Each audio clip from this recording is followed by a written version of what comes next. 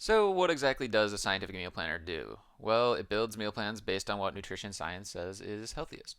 Specifically, it goes off the recommendations of nutritionfacts.org. Now, this is a nonprofit organization that goes through nutrition science papers and details the lessons of those papers in videos on its website. Because of their strictly non commercial, nonprofit status, I believe they are the most credible source of nutrition information currently available. So they put out a guideline called the Daily Dozen. It's 12 categories of food and how much to eat for optimal nutrition, and each of these categories has strong science backing it as health promoting.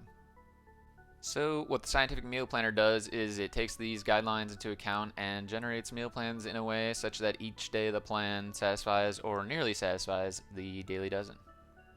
Yeah, so let me show you how it works. So the first thing you do is choose a type of meal plan, and there's a couple different types depending on how you want the plan to be structured. Then you set how many people it's for, how many days it should cover, whether you want the same breakfast every day or not, and whether you want snacks or not.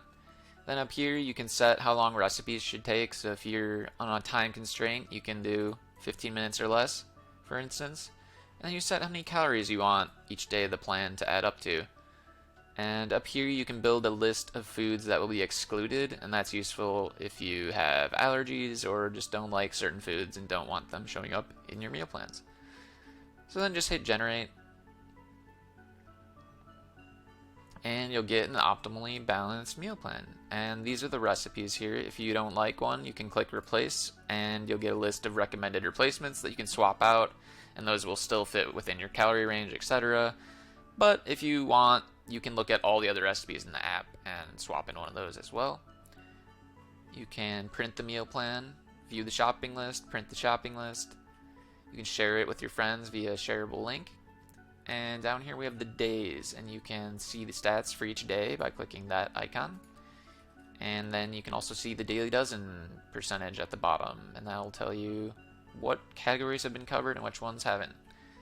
Then you can save your meal plan, and that is pretty much it. One last thing, there is a recipe browser that anyone can access, no sign up or subscription required, and you can do that by clicking up here, the recipes button. And you can filter by the dish type, which Daily Dozen categories are represented in that recipe, and the number of servings, and you just scroll down and find a recipe that looks good to you. And premium members do get additional filters, but anyone can use this page for free.